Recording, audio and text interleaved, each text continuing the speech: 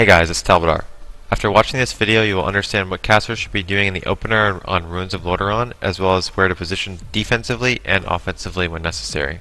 You'll find yourself making much better offensive and defensive plays, and your healer will have a much easier time healing you.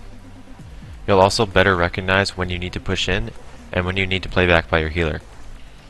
This video is part of a series of 6 videos, each about the separate maps and positioning as a caster, so be sure to check those out if you're looking for more information.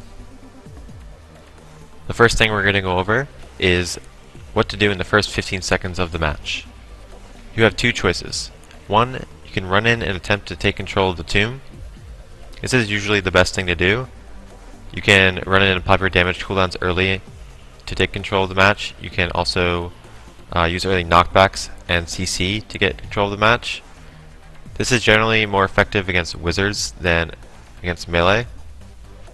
Against melee, I would go with the second choice. The second choice being sitting back near your starting room and waiting for your healer to be ready. Your healer might be pre-shielding your teammates, they might be putting up riptides or setting up wild mushrooms, so be sure to stay back if they really want you to stay back. Next, I want to talk about the tomb. Most games you'll be playing near the tomb. If the enemy healer is near the tomb, you'll find it very easy to actually land CC on them, and most casters have lots of CC, so I'd be very happy to see if the enemy healer is actually playing at the tomb with you. The enemy healer also has the option of standing near their starting entrance to avoid CC. It allows them to keep distance from the fight and just walk away when you try to actually get CC off. Even though this is better than staying at the tomb for them, it's still much easier to land CC than other maps, so both healers should expect to be CC'd fairly often in this map against casters at least. At the tomb, you can also take full advantage of knockbacks, roots, and snares. Usually when I get rooted on any of my casters beyond a pillar with no break, it's basically like sitting in 8-second polymorph. Thunderstorm is also really annoying, as well as Explosive Trap in this map, knocking players away from the tomb into the open. Usually you can get some defensive cooldowns out of them if you do it correctly. It's a big difference between fighting casters and fighting melee, so when you're fighting melee, instead of cutting around the tomb and taking the tomb, you usually want to be cutting into the open, giving your partners a better chance to attack them instead of cutting around the tomb, leaving them with no opportunity to attack. The next part of the map I want to go over is the starting area. Against double melee teams, you will likely be staying near the starting area to protect yourself and your healer. Melee teams don't like committing to open areas, so if you find yourself near the entrance, they might actually turn around and run away from you instead of trying to attack you in there. When your healer's in the starting entrance and you're pushed out on the outside a bit, it's usually your best positioning against cleaves. Your healer has a really good opportunity to avoid CC using the room, and you're cutting melee into the open so your team can do a lot of damage to them.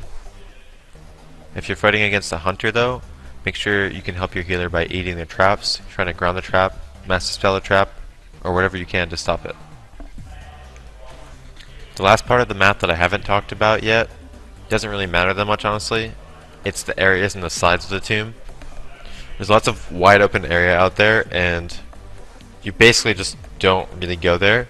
If you go really far away from the tomb into the open to really committal on your positioning, you have to be like guaranteeing yourself that you're going to kill a melee in the open, or they're probably going to kill you without you being able to do much.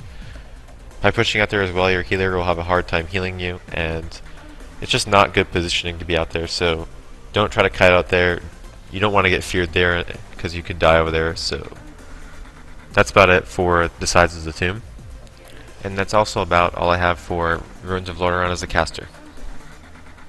As usual, I'm going to do a quick summary of what we went over so far in this video. During the first 15 seconds of the match, you either charge over the tomb and try to take control of it, or stay back with your healer to prevent dying against cleaves. Next, we went over the tomb. The tomb is the centerpiece of the map, and it's where most of the fighting takes place. If you find the enemy healer is with you at the tomb, then it's easy to get CC on them, and you should take advantage of that. After, we went over the starting area. Your healer has pretty good positioning if they're in the starting area, and against cleaves you might want to abuse the starting area so that they don't chase you in there. Occasionally they will actually chase you, but they don't really want to run too far in there. It gives their healer really bad positioning, and your teammates will be able to CC them a lot much easier. And lastly, we went over the sides of the tomb. You don't really want to go there, you don't want to get feared there. It's too committal to go over there, so don't really use the sides of the tomb too much, just the tomb itself. As a reminder, there are 5 other videos as a part of this series. I'm doing one positioning guide for each map, so if you're looking for more information on positioning, go ahead and check those out as well. I hope you guys got something out of this video, and thank you for watching.